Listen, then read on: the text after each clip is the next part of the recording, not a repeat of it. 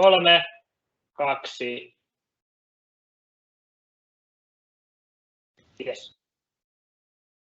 Good afternoon and welcome to our webinar.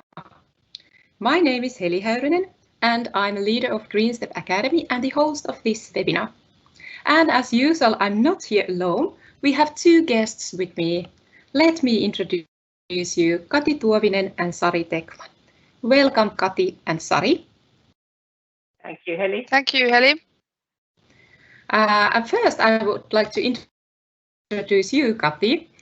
Green Step Head of HR Services, Kati Tuovinen, is responsible for Green Step HR services to our customers. She has over 15 years of experience in responsible and versatile HR and leadership roles and projects in Finnish and global growth companies.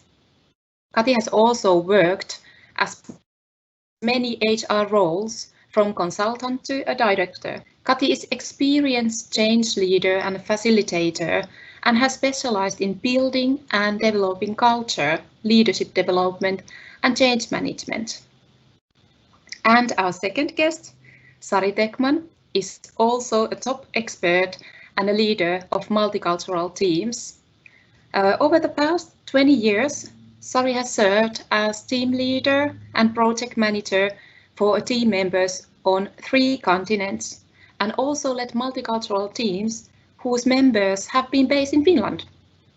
This has been a great opportunity to broaden her understanding on different cultures and how way of working and management styles differ in other countries. Today, Sari is responsible of customer relations in Green Step, so she and her team is taking care of more than 2,000 wonderful customers all over the world. Warmly welcome to our webinar, Kati and Sari, and all you who have joined us today. Few words about the Green Step in the beginning. So over the past few years, Green Step has grown into a multi-country international organization. Among all the other sectors, we are helping our customers with growth and going global too. So that is why we would like to organize today's webinar also. Why we are having this topic, how to succeed in leading multicultural team. It is obviously because it is now more important than ever.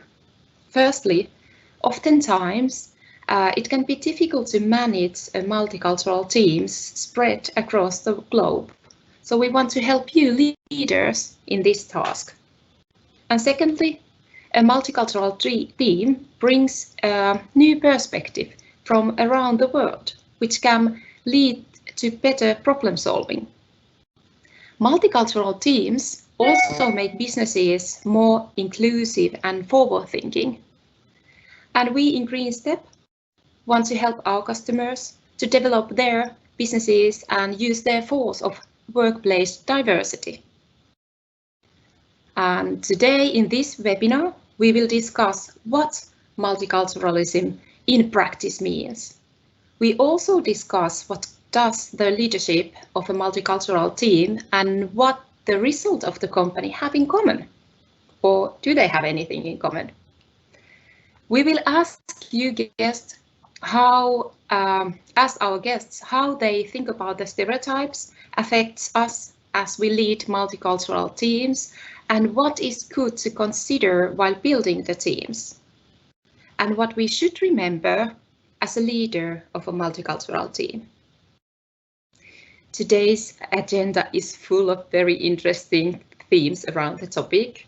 We are happy to answer your question, so please feel free to ask questions in chat when we go along. We will answer them at the end of the webinar. And please do not hesitate to contact us by email afterwards. Just a reminder, please be sure to type your question and comment into the chat box in your control panel. So, I think we are ready to start. First, I would like to ask Kati, what do you think multiculturalism means in practice? The word. Thank you, Heli. So just few words in addition to your great introduction. So nice to be here with you today, and wanted to just highlight a few points from my experience. So I've started in a global company, and actually in a really global project as a project leader, and luckily, I guess I had a lot of luck. I managed to survive with that project quite well, even though it included a lot of different countries and nationalities and different kind of people all over the world. I actually joined after that experience in a global project management course, and then I learned a lot more, but I think it was a good thing to first try it and then learn a bit more what I could have done a little better. But if we dig deeper in the multicultural and multiculturalism as a word, it has a lot of different kind of meanings, and that's why we wanted to, of course, to start with this as well. So for us, it means a lot of things. So we want to look at it from a really broad view. So we could start from the easy part that perhaps everybody thinks about it, about like where you have born, what religion you believe in or are in, how your parents or family, what things and habits you have you kind of traveled and moved a lot, or have you been living in the one area your whole life? What kind of, then we come to the company world, what kind of different kind of companies you've been in. Of course, the age and your gender will also have influence in the multiculturalism and leading this kind of a team. So we think in a really broad view, and we want to talk about all the aspects today. Thank you. That was kind of a really wide response. Yes, and that's so true. Multiculturalism is easily just think that it's just one way, and it's something about the nationalities. And you said it so well. What all kind of different aspects we have to remember. But what about you, Sari? What do you think? What are the most common things you have in mind when we are talking about multiculturalism? Well, thank you, Heli. Yes, also a little bit the background. So I actually work in the same global company as Kati, but at the same time as well, but we didn't work together. Large experience of being part of running global projects as well as teams and organizations. I think something what we should also consider, like you said already earlier, is that when we talk about multiculturalism and leading teams of different backgrounds, it can happen locally as well. So if you think about being a kind of a leader of a team in Finland, and you have people coming from different backgrounds inside Finland, they have different background, different views. They're coming from the north, from Lapland, or are they coming from east? We can see that we are a little bit different, aren't we? Everyone is making fun of me because I'm from Turku area, and especially from Lieto. I'm so proud of it. So people are making fun of me that you don't even have Volt there. That's true, by the way. So it's the diversity in the sense that the background, where we have been born, what is kind of a family, what is the interaction with the other people. So it can be also that we are the same nationality, but we have different multicultural background. Then you might have a multicultural team inside Finland that they are coming from different countries. Or then the third one, which is probably the normal, what we always think, that if you are leading a global team or similar, it would mean that you have people in different locations, in different countries, from different backgrounds. So I think we should look at this from the different angle, because all that will have an effect, what kind of worker I am or leader. So all that should be considered when we discuss this today. Okay, thank you. And then before we start to talk about leadership and leading multicultural team, I just want to ask you one more question. And this might be difficult, and I know that you might have different kind of point of views, but still, what do you think? What does the leadership of a multicultural team and the result of the company have in common? Kati, you can start. Yeah, I think it's an interesting question, if you could say so. And for me, it means that as a leader and leading people, that all affects about the employee experience, and coming with the HR background, I think that's really a good to know for you as well. It is about the employee experience that we create. So not only within the team we lead, but also in the company. And then I guess the link, if we think about the result of the company, meaning how well the company is doing. So that's the way I'm interpreting this question. So whether we are a growing and a profitable company, or whatever is the purpose of the organization, so whether we are succeeding in that or not, it depends on how well we actually treat our employees and how is the employee experience, how the people feel about it. And then of course must take the customer here as well. So of course the customers are really important stakeholders. So in that sense, employee experience of course always influences the customer experience, and from that angle, of course, that has a positive. When it's positive, it has a positive impact on the result of the company as well. So that's how I see the question here. Thank you. And then Sari, what do you think about this question? Well, I still think the same thing here, is that this is a bit tricky question.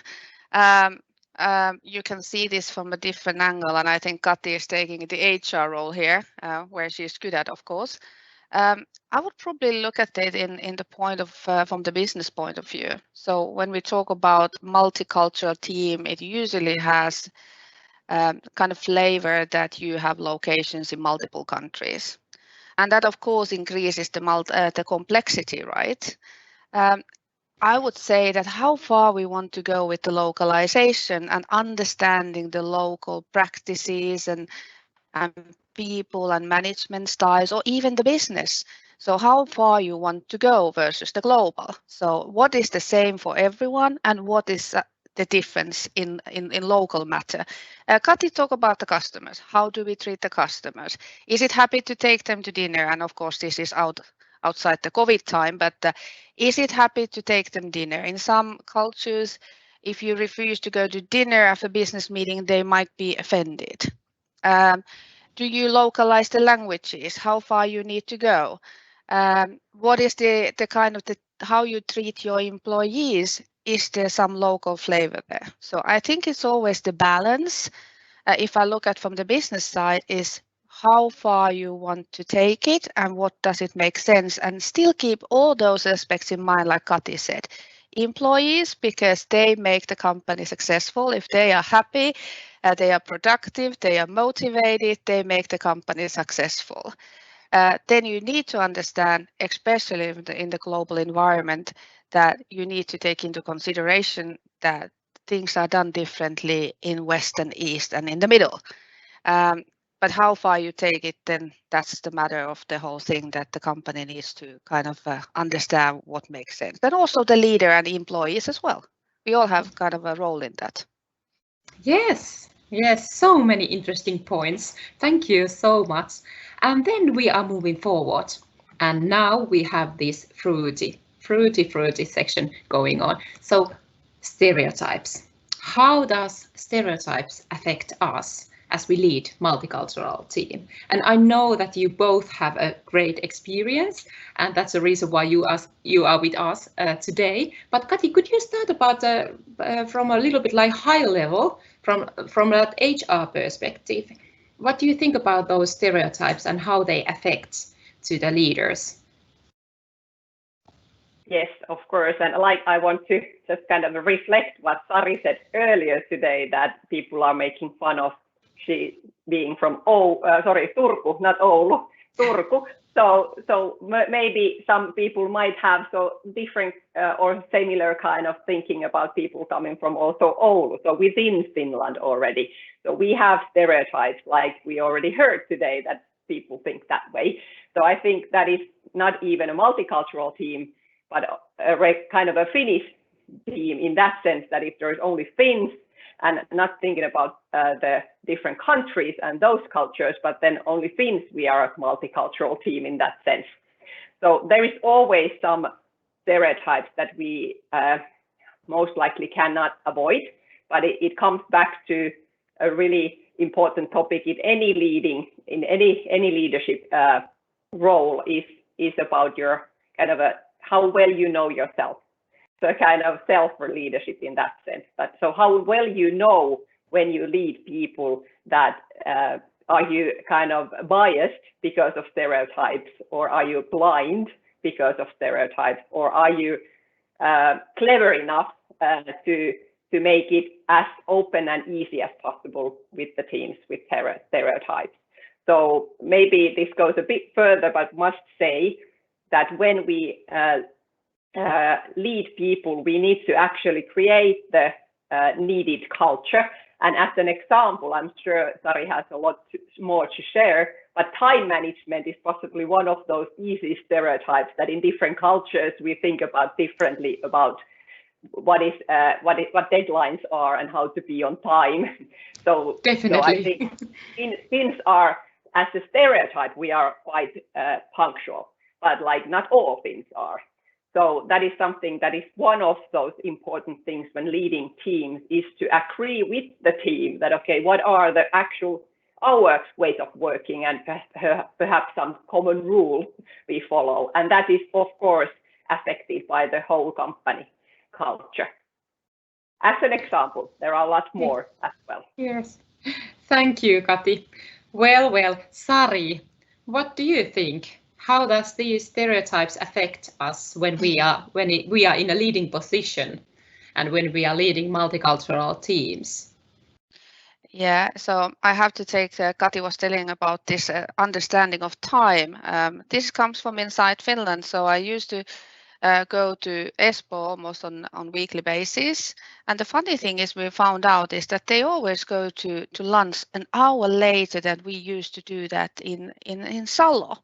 So we were so hungry at 11 and they were hungry at 12. So it was a complete suffer in a meeting to wait for 1 hour. I think it's a kind of cultural thing as well, that the habit is to go a little bit later. Maybe they go to work a little bit later as well, who knows. Anyway, I don't think we can avoid stereotypes. You know, every one of us have those. And I think it's exactly like Kati said, is that how well you know yourself. If I think myself as a team lead, I had in some point I had people in 15 different countries around the world. So I had a really different backgrounds. They were not representing only those 15 countries, but they were also different nationalities and different backgrounds, every one of them. I think the first thing is that put the barriers down regarding the stereotypes. You have them in your background, but put the barriers down and be interested on your people. Try to learn and understand what is kind of the driver for them. Understand, get to know them, because that's the best way to actually get away from those stereotypes, because they're very strong. You know, depending on what type of stereotypes we're talking, they might be very strong. They're somewhere in our background and we say that, hey, I don't have any stereotypes, but you still do. I think we have kind of understanding that what kind of people are Asians, for example, that what kind of people are Finns. They never talk. Obviously, three of us talk a lot, so we probably are not the stereotypes on that sense. But the best way is to actually put the barriers down, take time and learn your people and the people that you work with. Because then you kind of you're starting building your own kind of understanding about the people as individuals, instead of building stereotypes which are related to, for example, where they're from. So I think that's the key thing here. And you need to know yourself that you are able to actually do that. You have to give something from yourself that people will open up to you as well. Because both sides usually have the stereotypes. Yes, that's true. That's totally true. I think that's the best. Be interested what drives them, where they're coming from. I think it always, and respect it as well. I think that's one of the key things, is that respect that they might be different than you are, because the differences are actually the key here, that we can be stronger teams. If we all would be the same, it would be kind of boring, right? And we would never build anything great in this world. Right, thank you. And I'm going to ask about a little bit more practical tips in the end of this webinar, but let's move on. Okay, what do you think about this? What is good to consider while building multicultural teams? If you have that position that you could pick new team members, what are those things what you have to consider? We could start with Sari for this one. The first thing that comes to my mind, and sometimes it's not in your hands, by the way. First is the kind of the location, and the location if you have, because funnily this world, someone is always working 24/7. If you go to east or west or be in Finland, someone is always working. I think that's a challenge when you're actually building the team so that it works great together, because there's not actually, I used to have a team in San Diego and then in Taipei and Beijing, and then in Finland in multiple locations. There's no time that would be suitable for everyone inside the business hours that we could actually be together as a team, of course, remotely.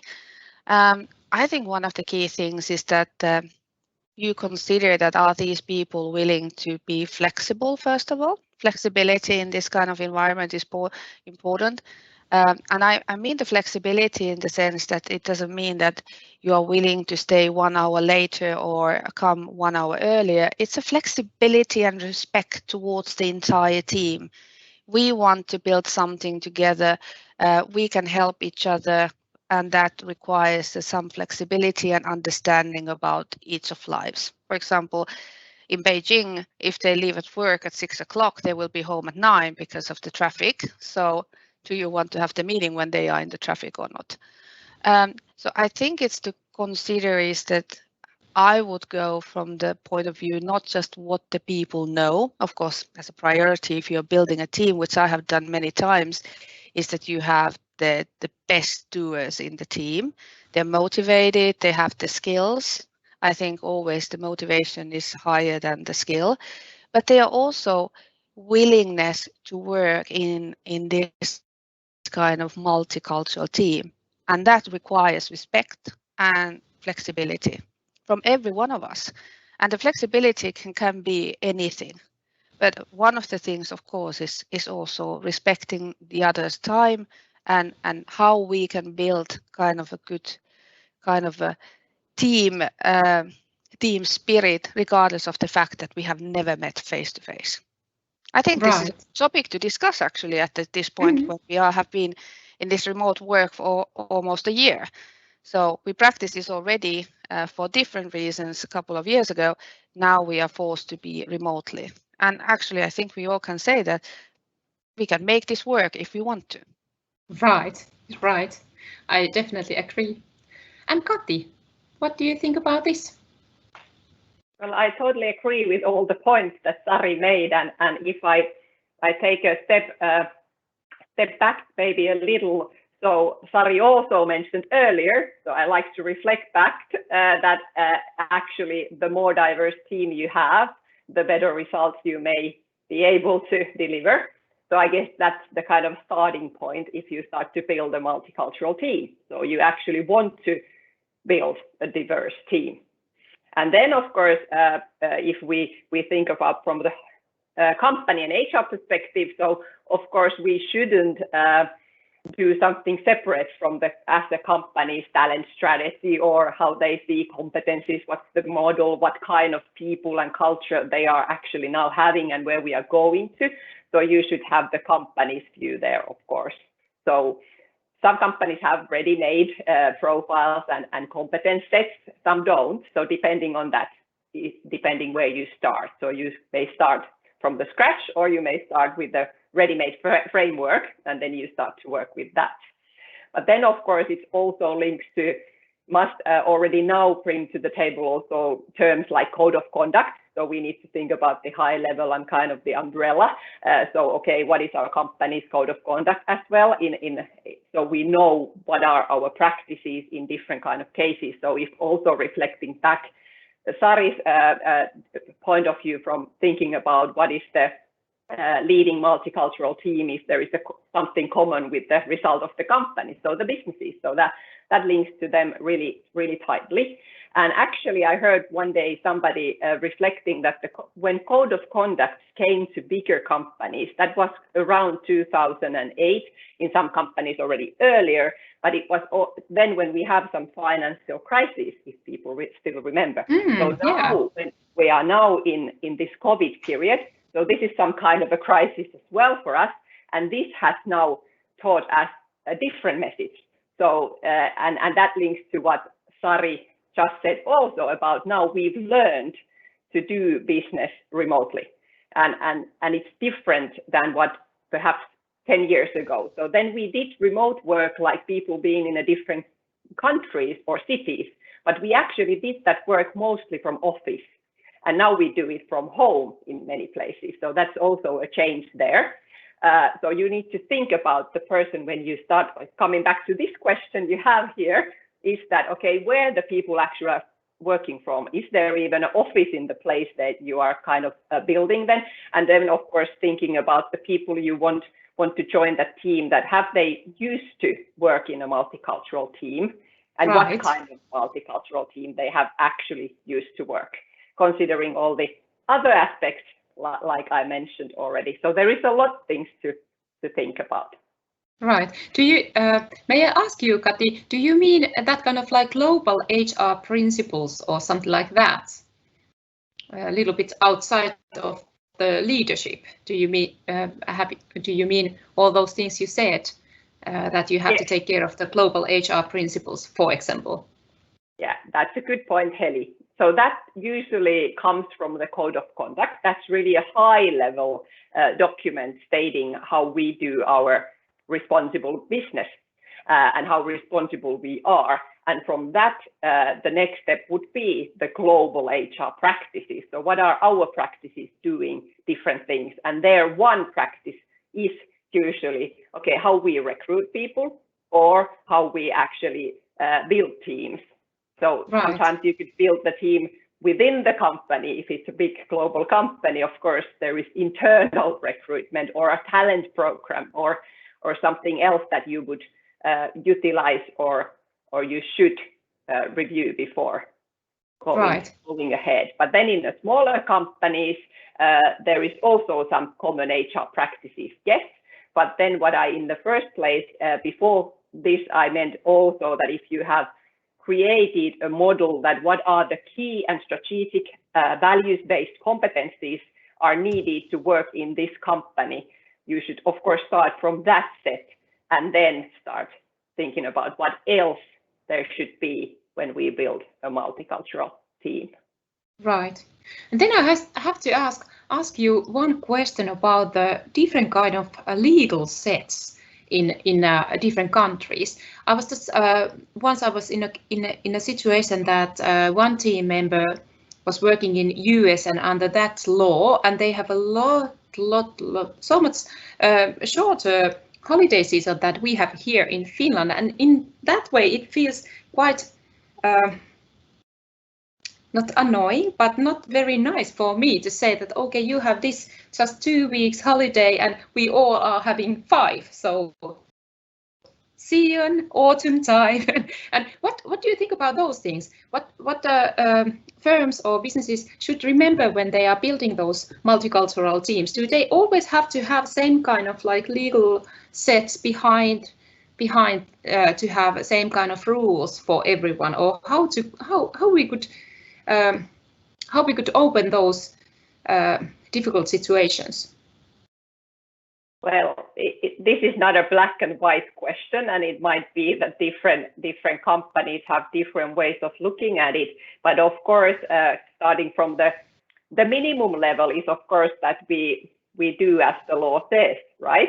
So that's kind of the minimum level. But then in different countries, there might be some legal aspects that are just different than in Finland. And then when you lead people or build a team, you should know about those things before you start, if we talk about recruitment now, before you actually offer a job or start a recruitment process. And then again, if you're in a bigger global company, there most likely is an HR person also in that country, and they have a set already thought through how it is going to be. And that's the same for all the people in that country. But then if you take a smaller company and it's becoming a global company, then they actually need to start to think about it. What is the package we want to offer? And it doesn't mean that it will need to remain the same forever, because of course the laws change as well and they develop.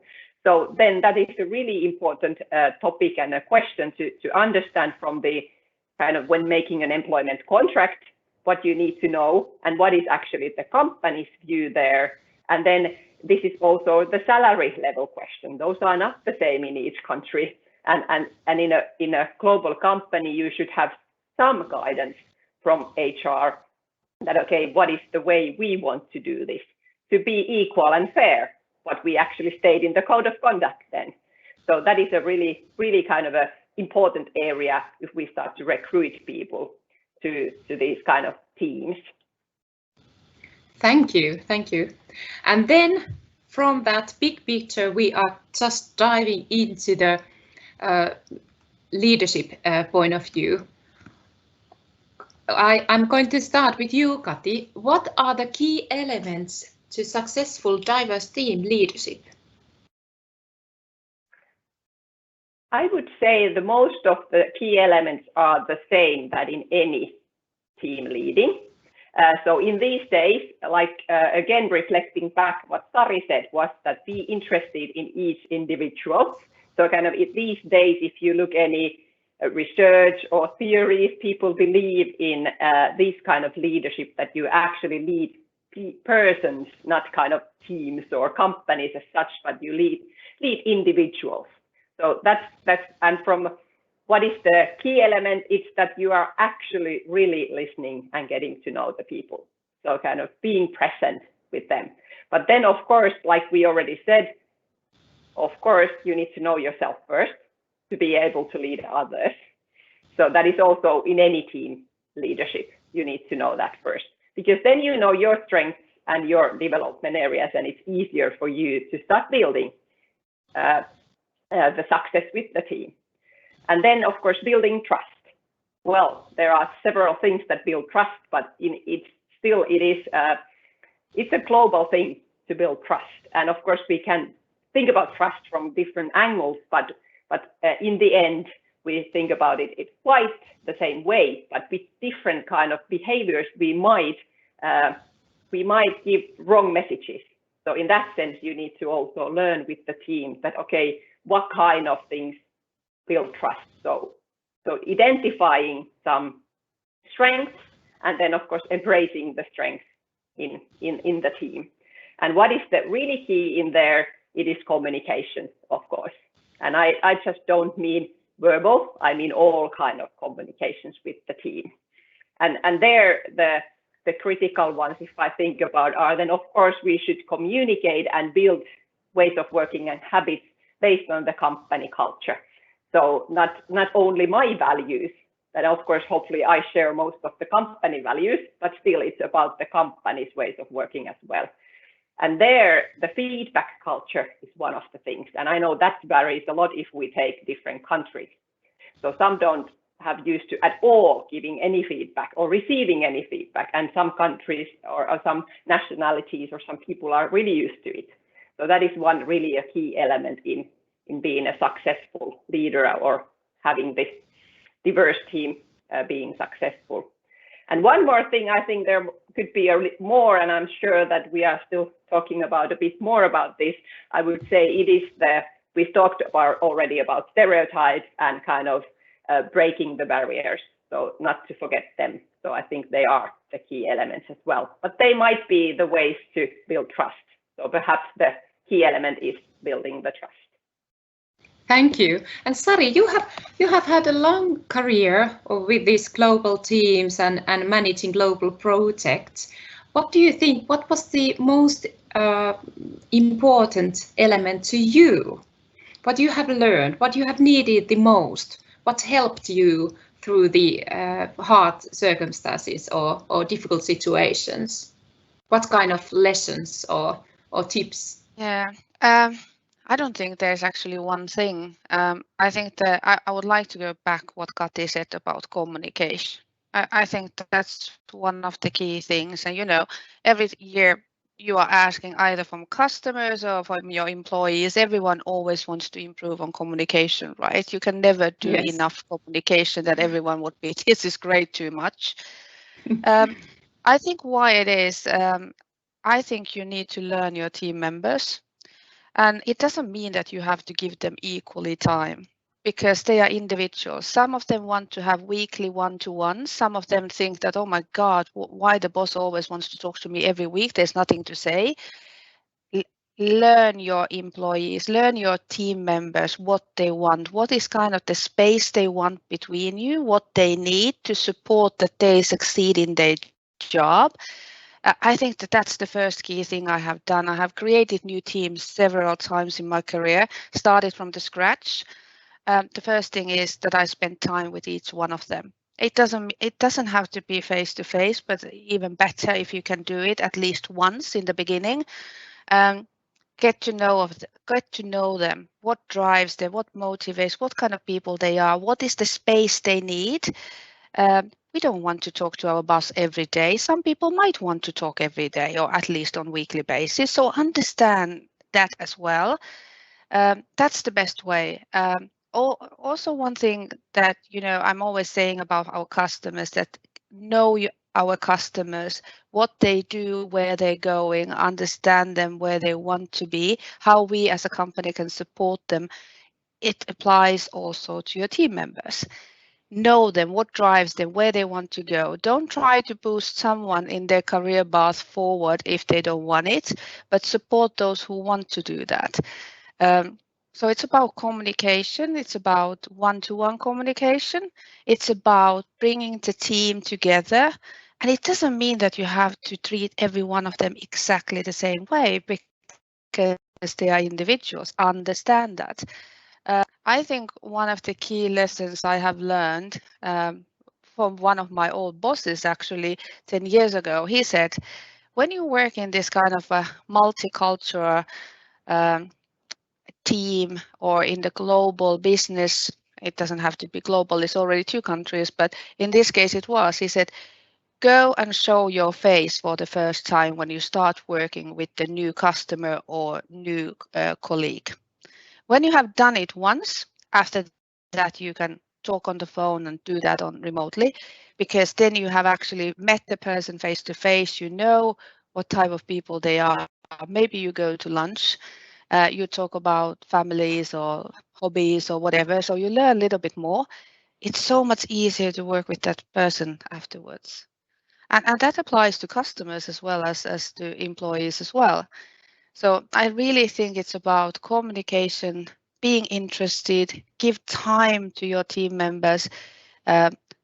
When you understand what kind of people they are as an employee, it's so much easier to drive and lead the team, because the teams are actually, they only need from you is support, understanding that you as a team lead help them to succeed in their work.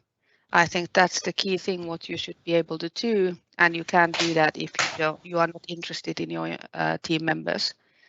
And it doesn't mean that you have to give 2 hours to everyone every week. You need to understand what they need and how much support and provide it to them. Sometimes you have to actually, I think sometimes you don't know. They say that I don't want to talk to you on a weekly basis, but you need to do that to guide them in the right direction.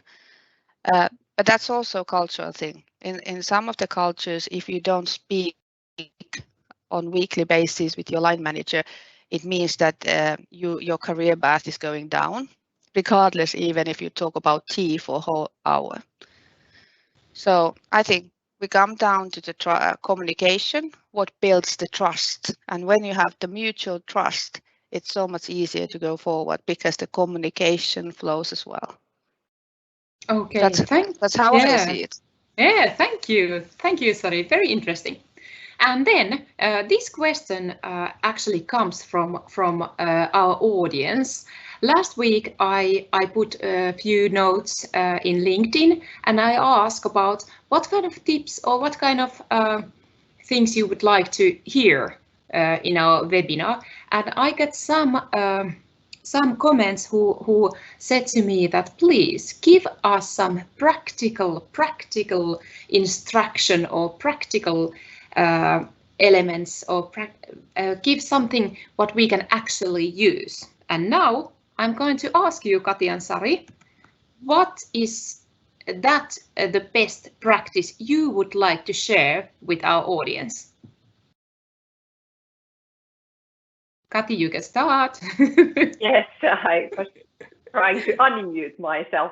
Yes, well, there is, of course, a lot of things a new multicultural team member should remember, team leader should remember, but of course we touched the pace already.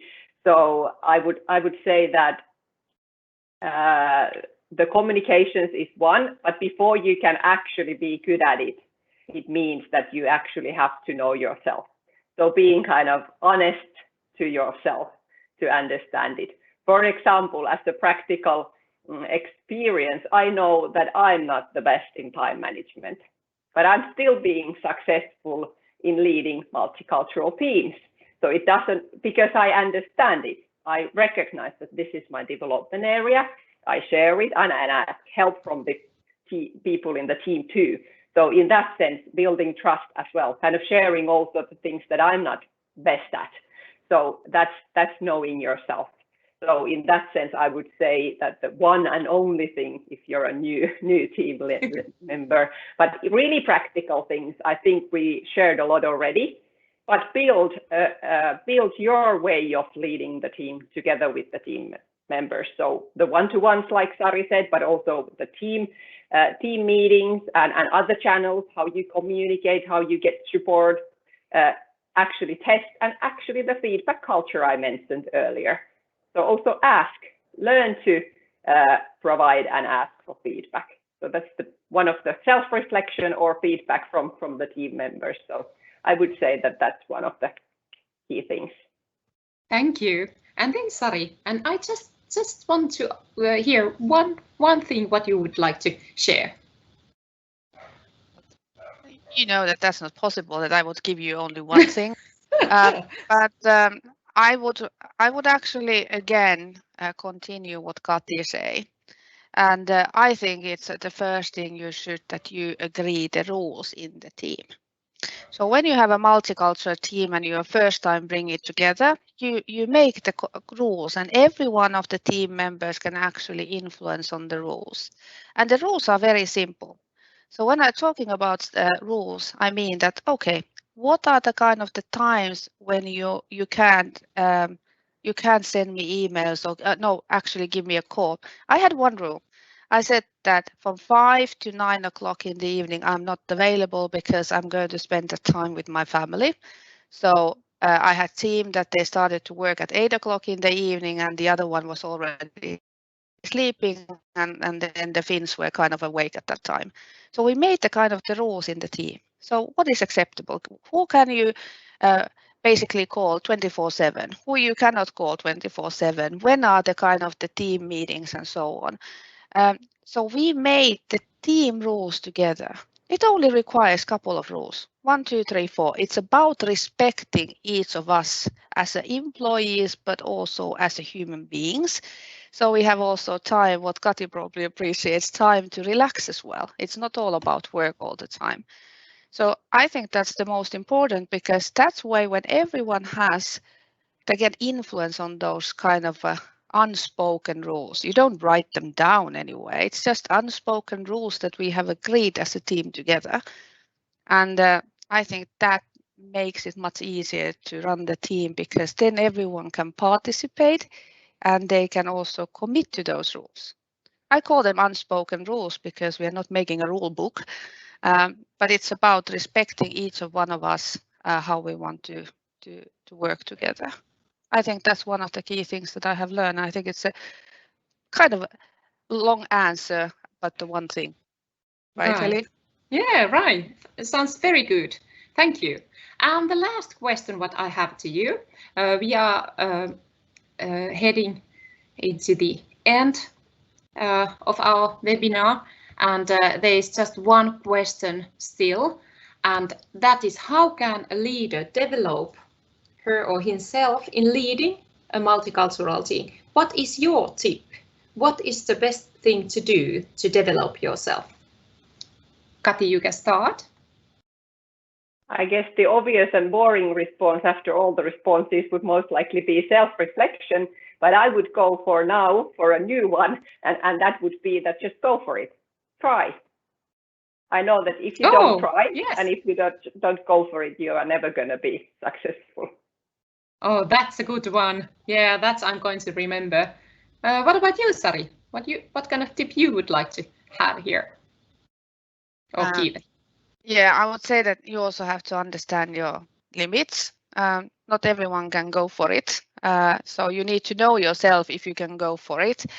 I think if I would use one word, it would be curious, because it can open you new doors. When you have this possibility to lead a multicultural teams, you can only win and learn. Be curious what it can give to you and the team. There's so many flavors and things that you can learn.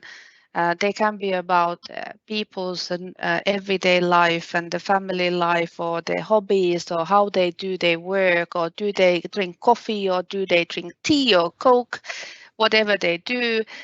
Do they go to long lunches, or they don't eat lunch at all? Be curious.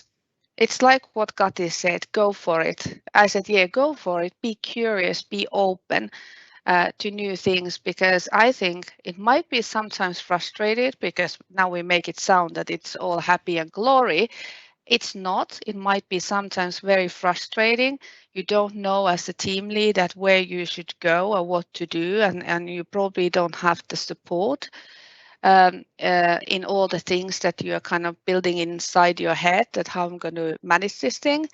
But in the end of the day, it's all positive. Be curious, be open. I have so many memories from the past 20 years that I will keep in my heart and remember.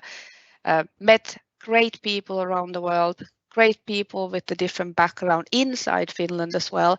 So be curious, be open-minded, and take what you get, because it's in the end of the day, it's all positive new things. So. Oh, thank you, Sari and Kati. Sounds amazing. And okay, we have traveled around the world. We have checked out the cultures, stereotypes, code of conduct, communication, and global principle and legal sets, and all those things what affects when we are leading our multicultural teams. And at this point, we would like to thank you for joining us today's webinar. We appreciate you were here. Thank you for our guests, Kati and Sari. It was a pleasure to have you here. And we will be happy to continue the conversation with you afterwards in social media. Please do not hesitate to contact us if we could help you in any way with HR services or training, or if you just want to share or exchange some ideas. So thank you all once again for joining us today and attending our webinar. We hope you have learned and enjoyed this webinar, and we will have interning webinars in May too. So the next one on 27th May, and the topic is very, very important and very, very interesting: web shop analytics in the 20th century. So see you there next time. Bye. Bye. Bye.